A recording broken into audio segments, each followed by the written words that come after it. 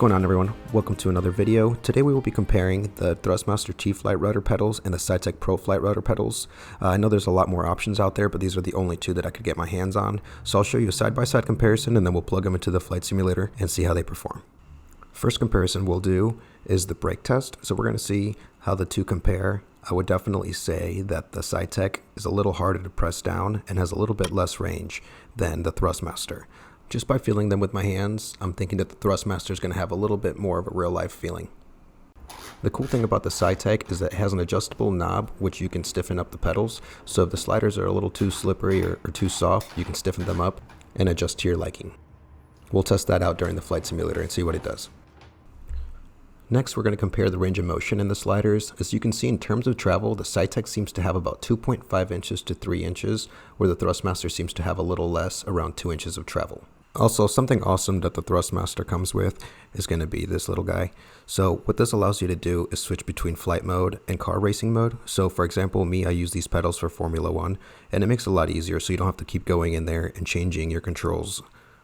Okay, so for this test, what I think I'm going to do is let's go into the activities and then let's do a crosswind landing. That way we'll be using our pedals a lot.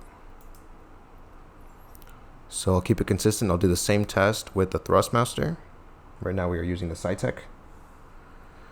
And let's do a smaller plane. I don't want to do it too big of plane. Let's do this one right here. We'll take the Bonanza.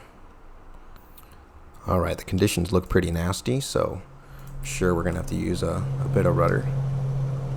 Yeah, I can't see anything. Let's go ahead and put our gear down. And a notch of flaps. Okay, I think I see the runway up there on the little bit off to the right. Okay, so even though it looked like a headwind, airplane's starting to crab quite a bit, so we're definitely going to be using our rudder for this landing. Let me start to slow down, do another notch of flaps. Alright, let's dump the flaps. Yeah, so as you can see, either the wind changed directions, or I'm not sure, but we're crabbing quite a bit. Once we get a little lower over the runway, I'll give it a little bit of left rudder to straighten out. Try to shoot for that. Ooh, it is very windy. Let's give it a little bit of left rudder there. Keep the plane straight. See, I'm trying to make small adjustments, but my feet just slide. Oh gosh, that was terrible. I slammed it to the ground. Also, I don't fly this Bonanza at all in this game, so not that I don't like it, I just haven't because I had issues with it before, with glitches and stuff like that. So let's test the brakes. So as you saw earlier, the brakes do have less range than the Thrustmaster. Okay, I managed to get 1,000,000, so that's not bad. Still pretty terrible. So let's try that same thing, but let's do it with the Thrustmaster pedals. This one's a little easier to get out of that dead zone in the middle, but still not the best. These are definitely, these are the pedals that I've had for a long time, so it's kind of one of the only things that I've used, but I just know that there's something better out there.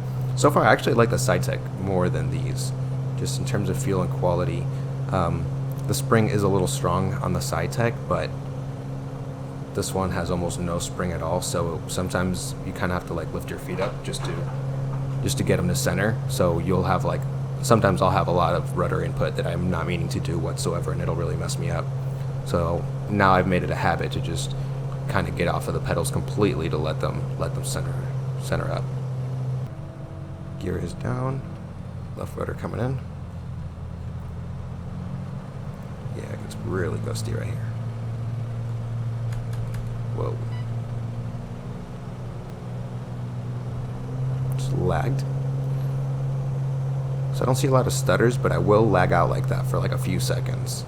That's also something that didn't happen before the Japan update. Whoa.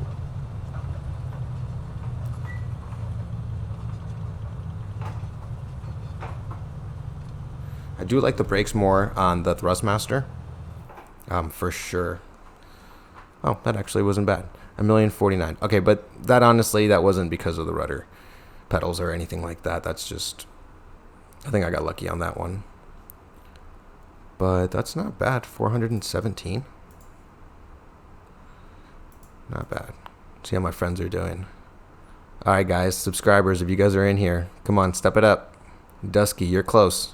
So that's my name on the simulator if you guys want to go ahead and add me, but just make sure you add me on Discord first, because if you don't add me on Discord, then I won't add you on here. Just because on Discord, it's pretty much the only way that we can communicate and actually plan for things. So join our Discord. We already have a bunch of people on there. We like to do a lot of community flying and bush flying, and overall just help each other out with troubleshooting and just talk about random flight simulator stuff. So I'll post a link down below for my Discord, and add me on there, and I'll go ahead and add you, or I'll send you an invite to the server once you send me a friend request. I'm probably going to be doing some challenges soon, so I'll do giveaways. So for example, maybe not this one, but maybe we'll do the weekly or the monthly one that they do. That's like a temporary one. We'll see who gets the highest score out of that one, and then if anybody can beat me on there, then they'll win a prize. All right, so let's go ahead and just get into a Cessna on the ground, and we'll look at the pedals and we'll see what the feedback looks like and what which one seems a little bit more realistic. Let's go ahead and get on the ground. I don't want to take forever loading scenery, so I will just load my home airport. Where is it? There it is. Set as departure. All right. Okay, so what I'm gonna do is I will get rid of this. Let me get down on the angle so you guys can see right about there. Let's take the parking brake off so it's not in the way. Hopefully airplane won't move around. And let's see. So I'm gonna give it a little bit of right rudder. Okay, there's like no dead zone. The pedals pretty much on the simulator started moving the second I started moving the ones or the Thrustmaster pedals, so not bad. Range goes all the way. And then let's test the brakes. Right brake, so the brake has a tiny dead spot, but nothing really I would complain about. And then the range seems about the same. And now, yeah, comparing it also to the planes that I've flown in real life, I would say that this is pretty accurate. So there's that. So positives, it's they're close together. That doesn't really mean that they're going to be more comfortable. Sometimes when they're further apart, they're actually more comfortable. But for example, if you're trying to mimic a Cessna or smaller planes, they are going to be closer together, just like the Thrustmaster. So that's something you could consider.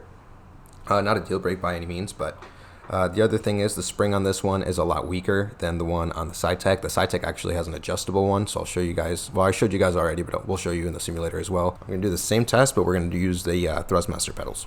All right, so here we are with the Saitek pedals. Let's go ahead and check out the movement. Trying to see if there's a dead spot. Tiniest dead spot, really also nothing to complain about. And then the movement. What I do like about this one is it tends to get a little more tense as you get to the end of the movement. So like over here, it's a little more tense than it is here, and that is somewhat realistic. The brakes do have a shorter throw, but it's not a deal breaker. It doesn't feel like they're too short to where you want more length in them. So yeah, nothing to complain about there.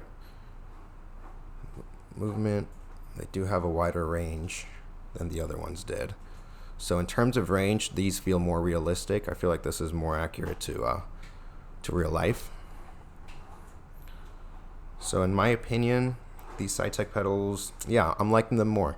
I've never flown with these much. I mean, other than one time I went to my buddy's house and used his simulator, and right now. So let me just fly around randomly with some random weather, and maybe I can get a better feel for them and see if I really actually do like them more than I do the Thrustmaster. Alright, so I just turned up the weather, made it a little more gusty, and changed the direction of the wind so we get a little bit more of a crosswind. But so far I'm definitely liking these Saitek pedals more than my Thrustmaster pedals. In Houston, if you're in this area, I did see these Saitek pedals for sale for MSRP at Micro Center. So you guys can go there and buy them. I know on eBay and everywhere else they're either sold out, or on eBay they're being sold for $100 over MSRP, or at least $70, $60 over MSRP, because I know it's just so hard to get hardware right now. But you can find them there. There might be other websites you can find. I'm not sure about Thrustmaster. I'll also do some research on that, and if I can find a link for you guys to buy those, I will post it in the description. Also, you'll find all my computer hardware and everything that I use in the links below. That really helps me out if you guys use those links. Alright, so honestly, not even having to use the rudder. Maybe a little left rudder. Okay, so I do remember that, yeah, the Saitek's a little too slippery. So let me go ahead and add tension and see if that helps, because we can do that unlike the Thrustmaster. So let me get back in the air, put my flaps up. So you can see I'm having to work the rudder on the ground quite a bit. It's very, very slippery. But I guess that's where the tension comes in. So let's see, tighten that up.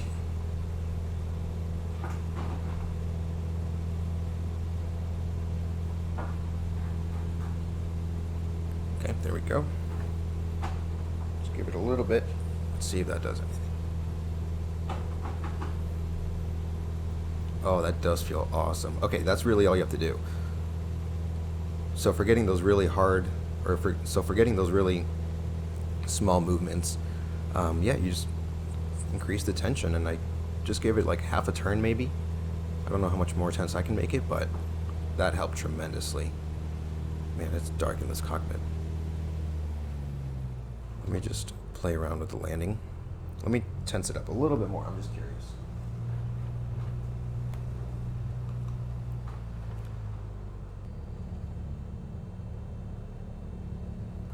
Alright, now let me put into the slip and get all the way down there.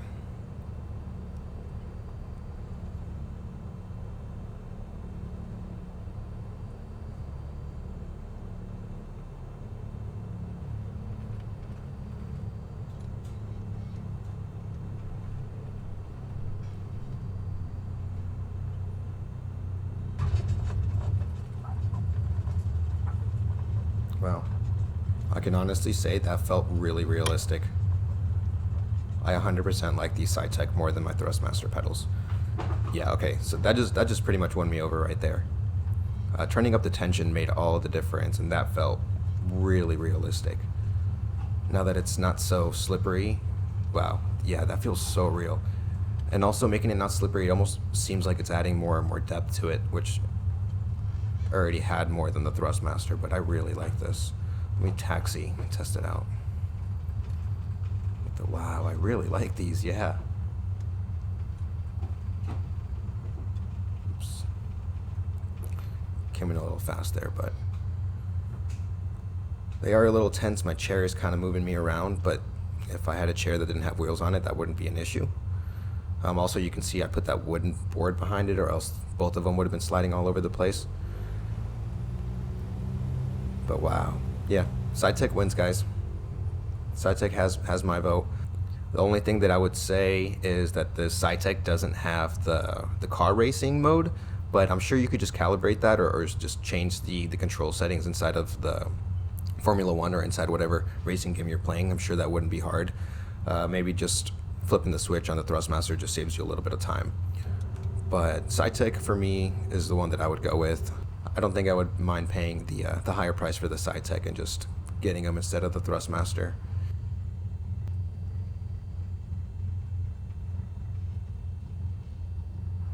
Yeah, I'm having a lot of fun taxiing. It feels very real. Pedal feels good, brake feels good. It doesn't have as much brake range as the Thrustmaster, but again, I don't feel like it needs more. So that's it. I hope you guys enjoyed that video, and I'll catch you on the next one.